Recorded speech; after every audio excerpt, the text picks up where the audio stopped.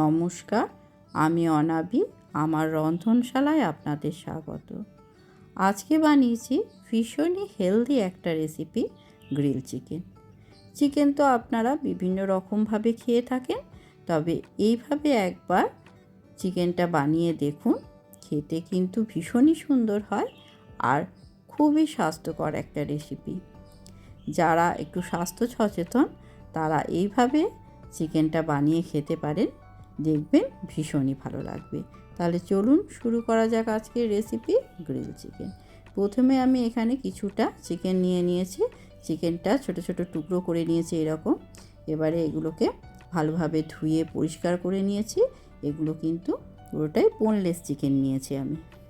এবারে এর মধ্যে 1 চামচ গোলমরিচ গুঁড়ো দিয়ে দিলাম, 1 চামচ লবণ দিয়ে দিলাম, আর 2 চামচ মতো অলিভ অয়েল দিয়ে দিলাম, আর কিছুটা রসুন খুব মিহি করে কুচি করে এর মধ্যে দিয়ে দিলাম। এবার পুরোটাকে খুব ভালোভাবে আমি মাখিয়ে নিচ্ছি। এবারে এটা আমি ম্যারিনেট করে প্রায় 1.5 থেকে 2 ঘন্টা মতো রেখে দেব। অন্যদিকে গ্যাসে আমি একটা ফ্রাই প্যান বসিয়ে নিলাম। তাতে আমি কিছুটা লেবুর রস দিলাম, আর কিছুটা রসুন খুব মিহি করে কুচিয়ে রেখেছি 1 চামচ মতো দিয়ে দিলাম, আর 1 চামচ বাটার দিয়ে দিলাম। এবারে এটাকে নাড়াচাড়া করে এই 1 মিনিট মতো আমি কুক করে নিচ্ছি। এটা চিকেনটার উপর দেওয়ার জন্যে একটা সস বানিয়ে নিলাম। এটা হয়ে গেছে। এবার গ্যাস অফ করে এটা আমি নামিয়ে রেখে দেব।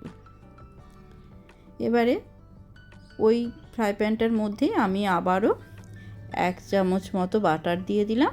বাটারটা গলে গেলে আমি এর মধ্যে একটা পেঁয়াজ খুব সরু সরু করে কুচি করে রেখে দিয়েছি, সেটা দিয়ে দিলাম, আর কিছুটা ক্যাপসিকাম আমি কেটে রেখেছি চৌকো করে, সেটা দিয়ে দিলাম। এবারে পুরোটাকে একটু ভালোভাবে আমি ভেজে নিচ্ছি। এই হালকা একটা কালার আসবে ততক্ষণ পর্যন্ত ভাজবো। এবার একটু লবণ দিয়ে দিলাম। লবণটা দিয়ে আর একবার ভালোভাবে মিক্সড করে নিচ্ছি। দেখুন পেঁয়াজগুলোতে হালকা হালকা কালার এসে গেছে।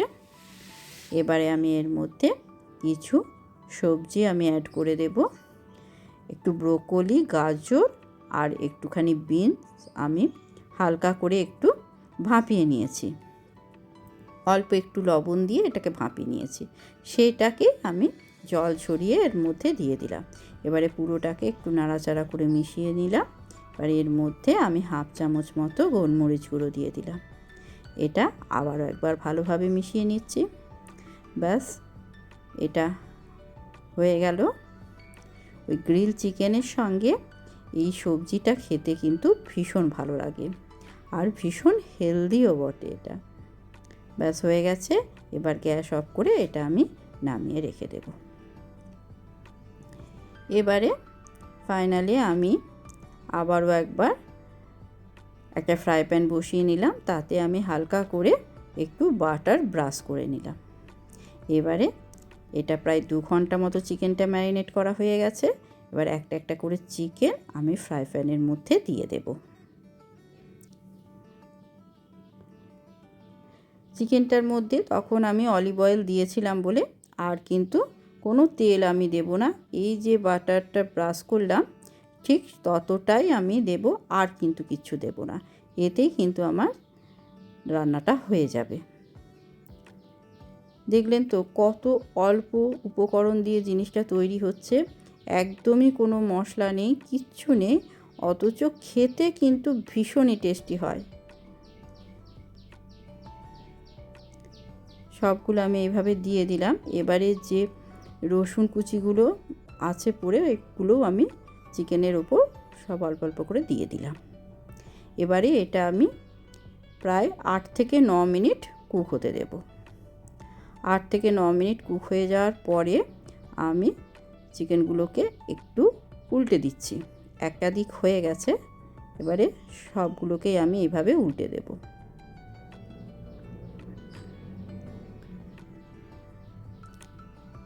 আর একটা দিকও ঠিক আমি এইভাবে আবারও 7 থেকে 8 মিনিট কুক করে নেব। সবগুলো কুক করা হয়ে গেছে, দেখুন সব কটা উল্টে নিয়েছি। এবারে 7-8 মিনিট এই দিকটাতেও হয়ে গেল। এবার আমি একটা আপনাদের দেখিয়ে দিচ্ছি, উল্টো পিঠটাও ঠিক এইভাবে কুক হয়ে গেছে। ব্যাস, রান্না হয়ে গেছে। এবারে এটা আমি গ্যাস অফ করে রেখে দিলাম। 4-5 মিনিট পর এটা আমি এবারে গরম গরম সার্ভ করব। প্রথমে ভেজিটেবলসটা দিয়ে দিচ্ছি,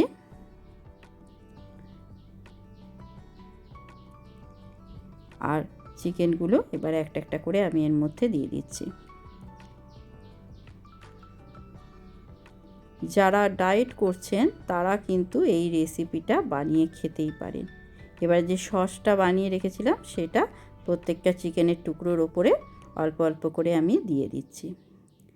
যারা ডায়েট করছেন তারা কিন্তু এই রেসিপিটা রোজই বানিয়ে খেতে পারেন।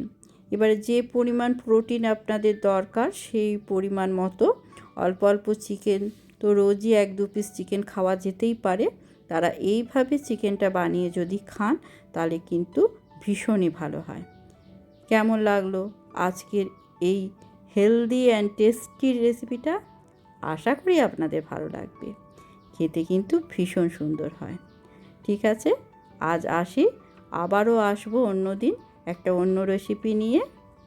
ধন্যবাদ।